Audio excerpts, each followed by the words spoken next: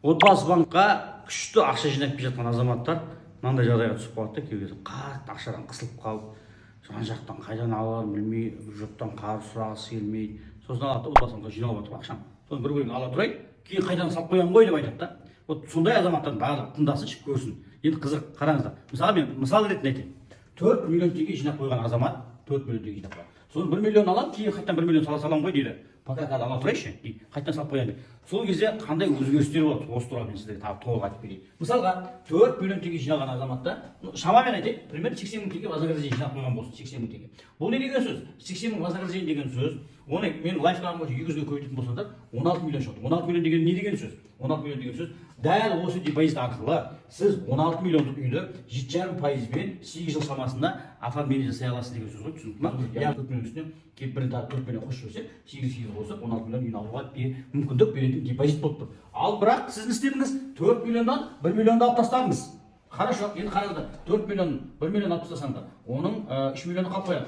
Енді былай жаппақпен айтатын болсақ, 4-тен 1-і математика тілімен 4-тен 1-ін алып жатсыз, 4-тен 3-і қалып қояды. Енді пирог ретінде қарайтын болсақ, мысалы 4-ке бөлесінде де 1 бөлігін жеп қойыңыздар, былай айтқанда, қалған 3 бөлігі қалып қойды. Сол пицца жасаған кезде 4 бөлік. Сол сияқты 3 бөлік қалып қояды ғой. Дәл сол сияқты ақшаңыздың да 3 бөлігі қалды, 1 бөлігін алып тастадыңыз. Енді не болады? Мына вознаграждение деген не болады? 80 мыңда дәл солай 4-ке бөлінеді да, 1 бөлігін алып тастаған боласыздар. Сонда 80 мың 4-ке бөлетін болсақ, мына жақта 20 мың, 20 мың, 20 мың, 20 мың, сонда міне 80 мыңнан қараңызшы.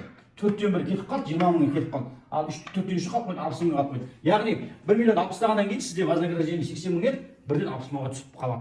Енді 60 мыңға түсіп қалса, оны 200-ге көбейтетін болсақ, неше миллион үйін алуға мүмкіндік береді екен? Уже 12 миллион. Көрдіңіз бе? 1 миллион алып тастадыңыз, ал мына жақтан 16 миллиондық үйді алатын депозиттен 12 миллиондық депозитке бірден сапасы түсіп кетті. Яғни 6 қосып алатындай депозит қана мүмкіндік болып қалыпты. Яғни қайтадан келіп, мен 1 миллион әкеліп сала саламын десеңіз, вознаграждение өспейді, 60 мың қала береді. Сондықтан депозитіңіздің сапасын төмендетіп аласыз. Егер 500 мың миллионға дейін болатын болса, мүмкіндік болса, тіпті жақын арада қайтадан жаба алатын мүмкіндігіңіз бар болатын болса, онда пәтер кредиттер көп қой, Каспийден ала салуға болады, басқа банктен ала салып, содан салуға да болады. Егер басқадан алмаса, басқа банкта жиналған ақшаңызды шешіп алып қайтадан салған онша тиімді емес, сапасы төмен. Егер видеоны түсінбеген болсаңыздар, қайтадан асықпай қарап шығыңызшы.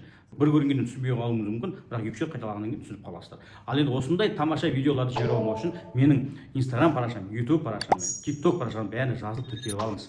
Және осы видеоны таратуға мүмкіндік беріңіз, өйткені басқалар да біліп жүрсінші.